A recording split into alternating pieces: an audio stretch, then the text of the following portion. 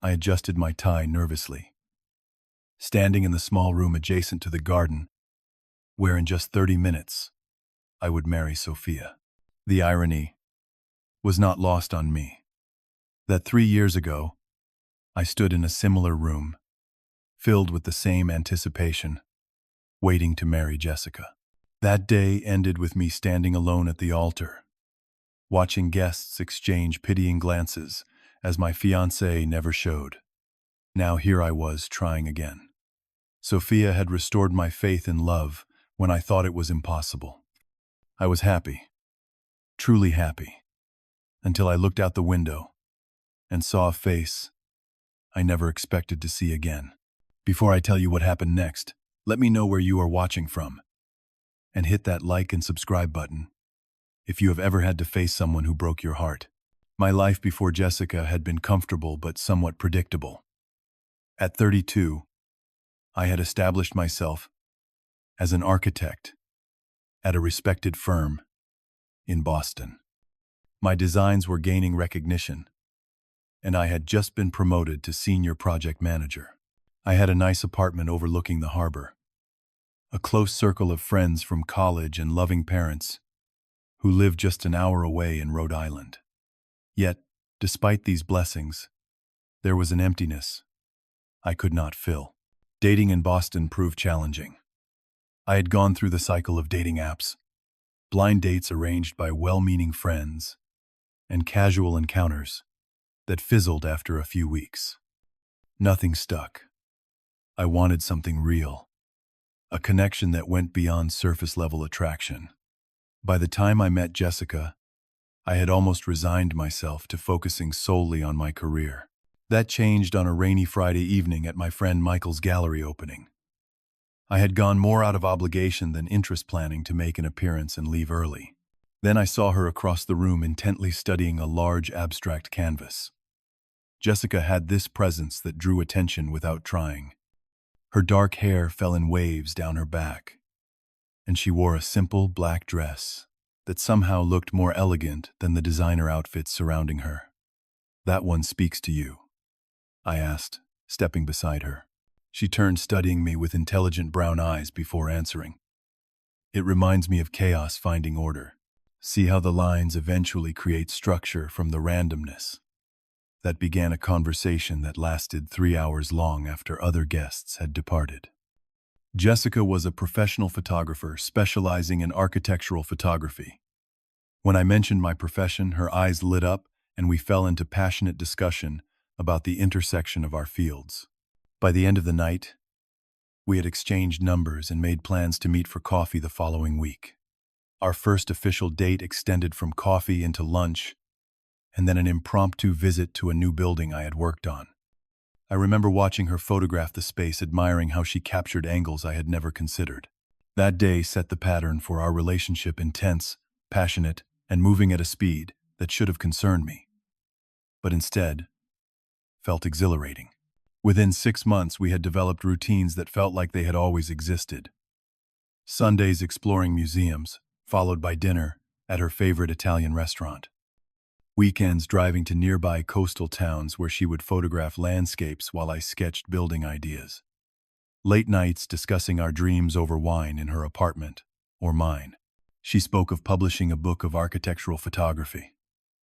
I shared my hopes of starting my own firm someday. During Thanksgiving, I took her to meet my parents.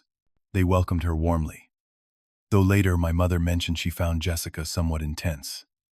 For Christmas, I met her family in Connecticut. Her father was reserved but polite. Her mother effusive in her approval of our relationship.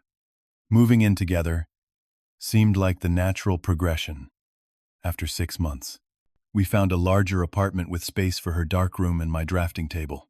Living together revealed new aspects of Jessica, her perfectionism about household arrangements. Her occasional mood swings, her intense focus on work that sometimes excluded everything else. But these traits seemed minor compared to the connection we shared. On our 1-year anniversary, I proposed. I had arranged access to the rooftop of one of my building projects, setting up lights and champagne with the Boston skyline glittering around us. When I knelt and presented the ring, her eyes filled with tears. "Yes, Alexander. Of course I will marry you," she exclaimed, throwing her arms around me. That night, we called our families and closest friends, reveling in their congratulations. The next morning, Jessica had already started a wedding planning document on her laptop. The following 8 months became increasingly consumed by wedding preparations. Jessica approached our wedding like one of her photography projects, with meticulous attention to every detail. At first, I found her enthusiasm endearing, but as time passed, I noticed concerning changes in her behavior. She became obsessed with creating the perfect wedding, often staying up late, researching venues, flowers, and photographers. She rejected the first 3 photographers we interviewed, claiming none could capture our day with the artistic vision she demanded. When I suggested we consider less expensive options for certain elements, she became defensive, accusing me of not valuing the importance of our special day. "This is the beginning of our life, together, Alexander. Do you want to look back at mediocre photographs and cheap decorations?" she would say effectively, shutting down my concerns. Our guest list became another source of tension. Jessica insisted on inviting influential photographers and gallery owners who might advance her career, while questioning the inclusion of some of my college friends she found boring. I conceded more often than not, telling myself this was her day more than mine. Looking back, I should have recognized the red flags. Jessica became increasingly distant in the weeks leading up to the wedding. She spent more time at her studio, often returning home late with vague explanations about project deadlines. Our intimate life dwindled as she claimed exhaustion from wedding planning stress. Several times I tried to discuss my concerns, but she dismissed them as pre-wedding jitters. "Everyone gets nervous before their wedding," she assured me. "Once the day arrives, everything will be perfect." The night before our wedding, we held the rehearsal dinner at an upscale restaurant overlooking the harbor. Jessica seemed back to her normal self, laughing with our friends and family, holding my hand under the table. My best friend James gave a touching speech about finding the right partner, and Jessica's eyes met mine with what I interpreted as love and certainty. Following tradition, we spent our last unmarried night separately. Her parting kiss was lingering, and her final words to me were, "I cannot wait to be your wife tomorrow." I barely slept that night, my mind filled with excitement and plans for our future. The morning arrived, with perfect weather sunshine streaming through my hotel window. James and my other groomsmen arrived with coffee and jokes, helping me into my tuxedo, straightening my boutonniere and pouring champagne toasts to steady my nerves. We arrived at the church an hour early as planned. I greeted arriving guests, accepted congratulations, and took my position at the altar as the music began. The bridesmaids entered one by one, each smiling sympathetically at me as they took their places opposite my groomsmen. Then came the moment the bridal march should have played. Instead, silence. Guests began to shift uncomfortably in their seats. The minister gave me a questioning look. 5 minutes passed. Then 10. James stepped away to check his phone, returning with an ashen face. "Alex," he whispered, showing me his screen. The text message from Jessica read simply, "I cannot do this. I am sorry." My knees nearly buckled. The room seemed to tilt as blood rushed from my head. James gripped my elbow, steadying me as the minister quietly asked what was happening. In a voice that sounded distant to my own ears, I announced to our 200 guests that there would be no wedding today. The walk back down the aisle past the pitying faces of friends and family remains the longest walk of my life. Outside, the car that should have taken Jessica and me to our reception waited. I climbed in alone and gave the driver my address, sitting in silence as the reality of what had happened began to sink in. The days following Jessica's abandonment blur together in my memory. I locked myself in our apartment, ignoring calls and messages from concerned friends and family. James came by daily bringing food. I barely touched, and clearing away wedding gifts. People had awkwardly left at the venue. On the third day, I noticed Jessica's closet was half empty. She had apparently come for her things while I was at the church waiting for her to walk down the aisle. The casual cruelty of that realization brought the first real tears. On my dresser lay her engagement ring, no note, no explanation. A week into my self-imposed isolation, my friend Eliza visited bearing groceries and determined to make me eat something substantial. As she prepared pasta in the kitchen, her expression told me she was holding something back. "Just say it, whatever it is," I told her. With reluctance, she showed me her phone.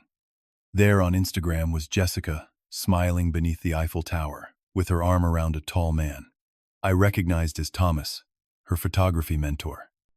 The caption read, "Sometimes the wrong path leads you to the right person. New beginnings in the city of love." The post was dated 2 days after our wedding date. She was seeing him for months. Alex, Eliza admitted quietly. There were rumors among the photography crowd, but no one wanted to tell you without proof. Suddenly, all the late nights at the studio, the mysterious work calls, the decreasing intimacy, made horrible sense. I had been blind, willfully ignoring the signs, because I was so invested in the future I had imagined for us. The betrayal sent me into a downward spiral. At work, I went through the motions, but my creativity suffered. Projects that once excited me became burdensome tasks. My boss noticed, suggesting I take time off, but being alone with my thoughts seemed worse than distraction through work. Weekends became a cycle of drinking too much and waking with crushing hangovers. I avoided our favorite restaurants, took different routes to work to bypass places that reminded me of Jessica. Sleep became elusive, and when it came, dreams of her leaving played on repeat. My appetite disappeared along with my enthusiasm for life. My parents visited their concern, evident in the careful way they spoke around me, as though I might shatter at the mention of Jessica's name. My father, normally reserved with emotions, awkwardly suggested I speak with a professional. I promised I would consider it, just to ease their worry. 3 months after being left at the altar during a particularly low night, after too many whiskeys, I called Jessica. I had deleted her number but had memorized it despite myself. When she answered, her voice sent a shock through my system. "Alexander, you should not be calling me," she said, her tone distant and cold. "I deserve an explanation," I slurred. 3 years together and you could not even face me. "A text message, Jessica. A text message. I am sorry for how I handled it," she replied without warmth. "But we need to move on. I am with Thomas now and you need to accept that." "Did you love me at all?" I asked, hating the pleading in my voice but unable to stop. "Was anything real?" I heard muffled conversation then. A male voice came on the line. "Alexander, this is Thomas. Jessica has made her choice. Stop calling her. It is over." The line went dead, leaving me clutching my phone, humiliated, and somehow feeling even more worthless than before. Rock bottom came when I missed a critical client meeting after oversleeping from another night of drinking. My boss called me into his office, his expression a mixture of disappointment and concern. "This cannot continue, Alexander," he said. "You are one of our best architects, but your personal issues are affecting your work. I cannot protect you if this happens again." That same evening, James came over unannounced, took one look at my apartment, and started cleaning up empty takeout containers and liquor bottles. "Enough," he said firmly. "This is not you, Alex. She is not worth destroying your life over." When he found me still sitting motionless, staring at the wall, he sat beside me. "Talk to me. Really talk." Something broke inside me then. All the pain, humiliation, and self-loathing poured out. I confessed my deepest fear, that I was fundamentally unlovable, that Jessica had discovered this truth and fled, rather than settle for someone like me. James listened without interrupting, then called my parents. The three of them staged what amounted to an intervention, making me promise to see a therapist and consider a fresh start. 2 weeks later, I requested a transfer to our Seattle office. My boss, understanding more than I had given him credit for, approved it immediately. Within a month, I had sold or donated most of my possessions, given up the apartment filled with memories, and boarded a plane to the opposite coast. Seattle greeted me with characteristic rain, which suited my mood. The city's unfamiliarity became its greatest asset. No street corner reminded me of Jessica, no coffee shop held memories of our conversations. My company provided temporary housing, while I searched for an apartment, eventually finding a modern loft in Capitol Hill, with views of the Space Needle. I began therapy twice weekly, working through the abandonment and betrayal with a no-nonsense psychologist named Dr. Rivers. He helped me recognize patterns in my relationship with Jessica, that I had normalized her subtle control, my eager accommodation, the gradual sublimation of my needs beneath hers. Heartbreak is not just emotional, he explained during one session. It creates the same neurological response as physical pain. Your brain is literally going through withdrawal from the relationship. This perspective helped me be more patient with my healing process. Some days were better than others, but gradually, the pain began to recede, from constant agony to manageable ache. I reconnected with my college roommate Brian, who lived in Seattle with his wife and children. Their normal family life provided an anchor. Sunday dinners at their home, becoming a weekly ritual that broke my isolation. Through them, I cautiously expanded my social circle, meeting new people unconnected to my past. 6 months into my Seattle life, I felt stable enough to try dating again. My first attempt was a disaster. Dinner with a woman from my building ended abruptly when she innocently asked about previous relationships, triggering a flood of emotions I could not control. I excused myself, paid the bill, and walked home in the rain, realizing I still had significant work to do before I could truly move forward. The sustainable housing project came to our firm a year after my move to Seattle. Our team was partnering with an environmental consulting company to design affordable, eco-friendly housing for a redevelopment area. During the initial meeting, the lead consultant introduced herself as Sophia Taylor, and something about her direct gaze and confident handshake caught my attention in a way no one had since Jessica. Sophia was different from anyone I had dated before.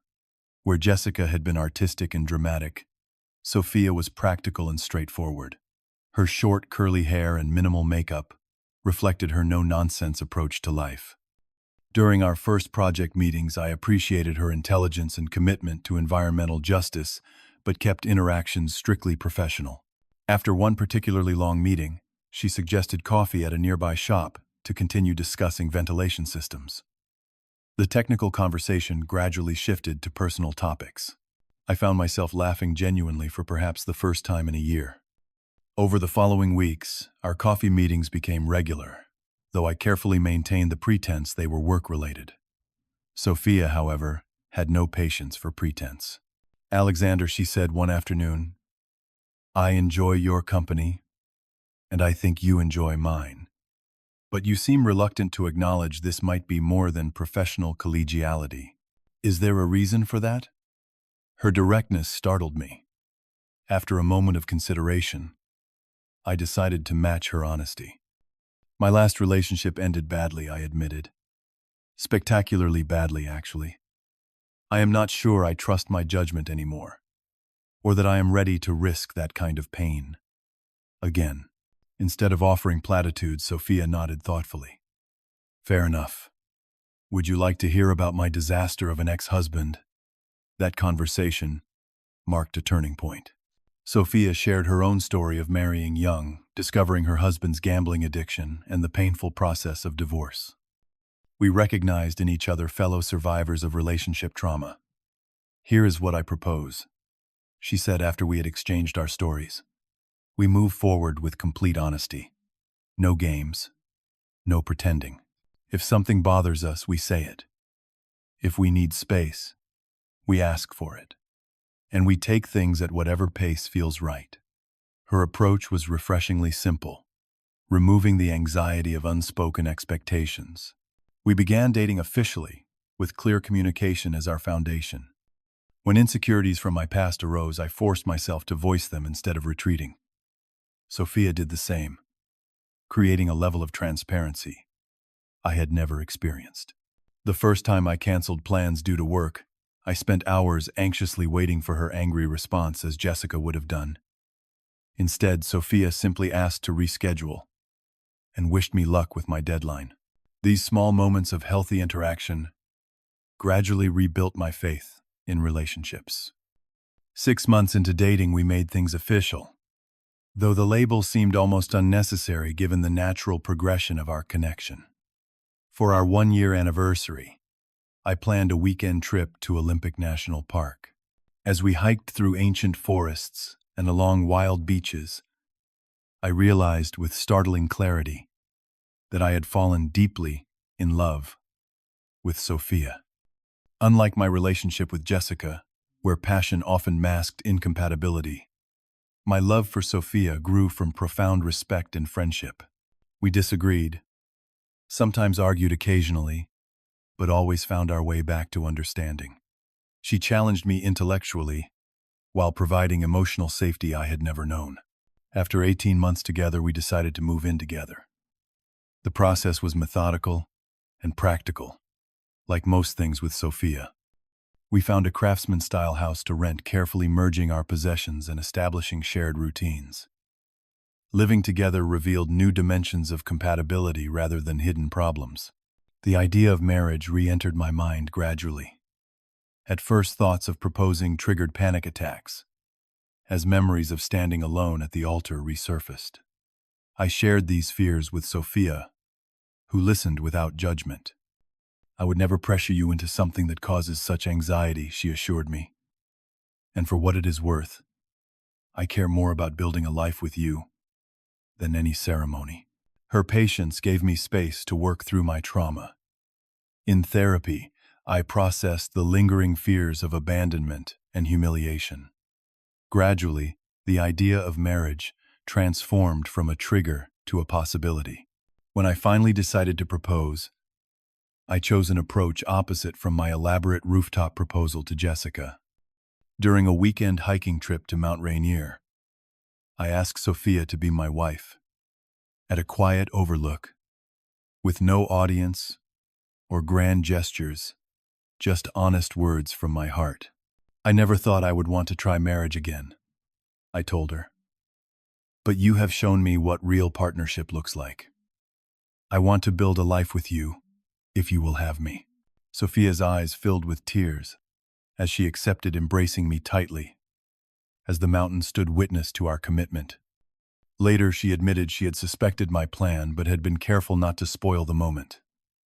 "I knew you needed to do this on your terms," she explained, "and I would have said yes whether you asked on a mountain or while we were doing the dishes." Our engagement brought my past rushing back in unexpected ways. Nightmares about being left at the altar returned, waking me in cold sweats. Sophia would hold me through these episodes, her steady presence anchoring me to our reality rather than my fears. Understanding my previous trauma, we approached wedding planning differently. We agreed on a small ceremony in the botanical garden with only 60 guests compared to the 200 at my first attempt. Rather than a traditional church wedding, we chose an outdoor setting that felt less triggering. Most importantly, we made decisions together, with equal input and mutual compromise. The morning of our wedding dawned clear and mild, a perfect Seattle spring day. Getting ready in a small room adjacent to the garden, I felt nervous, but not fearful. My best man, James, who had flown in from Boston, checked in regularly, both of us, aware of the parallels to that day 3 years ago. "Different day, different woman, different you," he reminded me, straightening my tie. Looking out the window, I could see guests arriving, being seated by ushers among blooming rhododendrons and Japanese maples. I spotted my parents, Sophia's family, our friends from both coasts. The setting was beautiful, intimate, and completely us. For the first time in hours, I relaxed, confident in the rightness of this moment. That confidence shattered when I glimpsed a familiar figure slipping into the back row of seats. At first I thought I must be hallucinating, my worst fears manifesting as visions. But no, it was unmistakably Jessica. Her dark hair shorter now, but her presence immediately recognizable, even from a distance. "James," I hissed, pointing out the window. "Is that?" He looked and swore under his breath. "It is. What the hell is she doing here?" My mind raced. Jessica had not been invited. We had no mutual friends attending, who might have brought her as a +1. Her appearance could only be deliberate, and the timing could only be meant to disrupt. "Should I have security remove her?" James asked, already reaching for his phone. I stood frozen, watching, as Jessica dabbed at her eyes with a tissue, clearly wanting to be noticed in her distress. The familiar anger and humiliation I associated with her threatened to overwhelm me until a knock at the door announced it was time for me to take my place for the ceremony. Sophia and I had planned to both walk down the aisle from opposite sides, meeting in the middle before the officiant. As I stepped out into the garden, I saw her in the distance, breathtaking in a simple ivory dress, her curls adorned with small flowers. The sight of her centered me momentarily, until I felt rather than saw Jessica rise from her seat, drawing attention with an audible sob. Guests turned confusion, evident on their faces. Sophia noticed the disruption too, her steps faltering as she tried to understand what was happening. Before I could reach her, or signal the officiator to begin quickly, Jessica stepped into the aisle directly in my path. "Alexander, please," she called loud enough for everyone to hear. "I need to speak with you before you do this." The garden fell silent. Sophia stopped walking, her expression shifting from confusion to realization as she recognized Jessica from photographs I had reluctantly shared during one of our honest conversations. Jessica took my stunned silence as permission to continue moving closer, with tears streaming dramatically down her face. "I made a terrible mistake," she declared, her voice breaking. "Thomas left me. He said I was too demanding, too perfectionist. But it made me realize what I threw away. What we had was real, Alexander. You were the one who truly loved me." From the corner of my eye, I saw Sophia standing absolutely still, her bouquet gripped tightly. Guests were watching in horrified fascination, witnessing what appeared to be a scene from a reality show unfolding at our carefully planned wedding. Jessica reached for my hand, her familiar perfume bringing back unwanted memories. "Please, give us another chance. Do not make a mistake you will regret." In that moment, something crystallized within me. The Alexander who had stood abandoned at the altar 3 years ago might have been swayed by this performance, might have felt vindicated by her return, or confused by unresolved feelings. But I was no longer that man. I straightened to my full height and gently, but firmly, removed her hand from mine. When I spoke, my voice carried clearly across the garden. "Jessica, I need to be very clear. I am getting married today to the woman I love. Whatever we had ended the moment you chose to leave me at the altar with nothing but a text message. There is no us to give another chance to." Her expression shifted from contrition to something harder. "She cannot love you like I did. We had passion, intensity. You are settling because you are afraid." The accusation might once have struck a nerve, but now it seemed almost laughable in its inaccuracy. What I have with Sophia is not settling. It is finding someone who respects me enough to be honest, even when the truth is difficult. Someone who builds me up instead of leaving me to crash when things get complicated. I gestured toward the exit. "I wish you well, truly, but you need to leave now." Jessica stood her ground, her tactics shifting. "After everything we shared, 3 years of our lives, Alexander, you cannot just throw that away." I did not throw it away. I responded calmly. You did. And now I have found happiness that I deserve. Please respect that. Before she could respond, Sophia appeared at my side, slipping her hand into mine. Her presence was strong and steady, not threatened but supportive. You must be Jessica, she said with remarkable composure. I understand this is difficult for you, but today is our wedding day. Alexander has made his choice clear, and I think it is best if you leave now. Jessica looked between us, perhaps seeing for the first time the united front we presented. Two of our larger male friends, taking their cue from the situation, approached discreetly to escort her out if necessary. This is a mistake, Jessica said, but her voice had lost its conviction. With a final dramatic glare, she allowed herself to be guided toward the exit. I turned to our guests, many of whom looked uncomfortable or uncertain. I apologize for the unexpected interruption. If you will bear with us for a moment, we would like to continue with our ceremony. As Jessica disappeared from view, I faced Sophia, searching her expression for signs of doubt or hurt.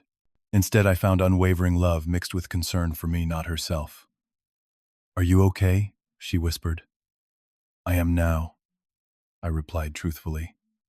I am exactly where I want to be, with exactly who I want to be with. With a nod to the officiant, we resumed our positions. The ceremony continued, the exchange of vows taking on even deeper significance after what had just transpired. When I promised to choose Sophia every day for the rest of our lives, the words carried the weight of a choice already made and affirmed in the face of my past.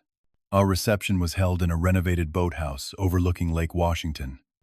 By the time Sophia and I arrived, having taken a few moments alone to process what had happened, our guests had moved past the shock of Jessica's appearance and embraced the celebration. James approached us, first clapping me on the shoulder. I have known you for 15 years. Alexander and I have never been more proud. The way you handled that situation showed exactly how much you have grown. Throughout the evening, friends expressed similar sentiments, many who had witnessed my breakdown after Jessica's abandonment, noting the strength and clarity I had demonstrated. Their validation felt good, but more important was the knowledge that I had passed through a test I never expected to face. During a quiet moment between dances, Sophia and I slipped outside to the deck, overlooking the water. I should have warned you something like this might happen, I said. Though honestly, I never imagined she would actually show up. Sophia shook her head. You cannot predict or control other people's behavior. What matters is how you respond. She squeezed my hand. For what it is worth, watching you stand up to your past like that only confirmed I married the right man. How are you so calm about all this? Another woman tried to steal your groom at the altar. She laughed softly. First, no one can steal you unless you want to be stolen. Second, I have never doubted your love for me. And third, I have dealt with enough drama in my life to recognize when someone is creating it intentionally. Her expression grew more serious. Are you sure you are okay, though? That must have brought up a lot. I considered her question carefully. Strangely, I feel more closure now than I ever did. Seeing Jessica again and feeling nothing but pity confirmed that chapter of my life is truly over. We rejoined our reception, dancing and celebrating with genuine joy that felt all the more precious for having been briefly threatened. As we prepared to leave for our honeymoon in Hawaii, I felt lighter than I had in years.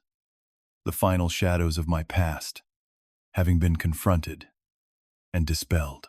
2 months after our wedding, I was waiting for Sophia outside a restaurant downtown when I spotted Jessica across the street. She saw me too, hesitating before crossing toward me. I felt no panic, no dread, just a mild curiosity about what she might say. Alexander, she greeted me, her tone subdued. I wanted to apologize for showing up at your wedding. It was inappropriate and selfish. Thank you for saying that, I replied simply. She seemed taken aback by my lack of emotion, perhaps expecting anger or at least discomfort. Thomas and I tried again, but it did not work out.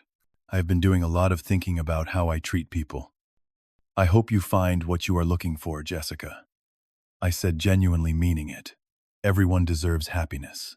When Sophia appeared, I introduced them briefly. Jessica offered congratulations that seemed sincere before continuing on her way. As we watched her go, Sophia squeezed my hand. That was closure, she observed. No, I corrected gently. Our wedding was closure. This was just confirmation. Looking back on my journey from devastation to healing, I realized how much the experience had shaped me. The pain of betrayal had broken me open, but also created space for growth that would not have been possible otherwise. The man who stood helplessly at the altar 3 years ago could never have built the healthy, balanced relationship I now cherished with Sophia. I had learned that healing is not linear. It comes in waves with setbacks and breakthroughs. It requires active work, rather than passive time passing. Most importantly, I learned that while scars remain, they need not define us or limit our capacity for trust and love. Forgiveness, I discovered, was not about excusing Jessica's actions or pretending they did not hurt. It was about releasing the hold those actions had on my present and future. Forgiving her ultimately freed me more than her. I also learned to trust my judgment again, to recognize the difference between infatuation and love, between passion that burns quickly and connection that sustains through challenges. Sophia and I built our relationship on honesty, respect, and genuine partnership, rather than romantic ideals that crumble under real-world pressure. Perhaps the most valuable lesson was learning that sometimes what seems like our worst moment can actually be the beginning of our best chapter. Had Jessica not left me at that altar, I would never have moved to Seattle, never met Sophia, never discovered what a truly healthy relationship feels like. The scars from that day will always be part of my story, but they no longer hurt when touched. They simply remind me of the strength I found in surviving. They remind me to appreciate the authentic love I might otherwise have taken for granted. If my story resonates with you, I would love to hear about your experiences with healing from heartbreak in the comments below. Have you ever had to face someone from your past who hurt you? How did you handle it? Make sure to like this video if you found value in my journey. Subscribe to hear more real-life stories of resilience, and share with anyone who might be struggling to believe that better love awaits after betrayal. Thank you for listening to my story. And remember that sometimes the wrong person leaving your life is exactly what needs to happen for the right person to enter it.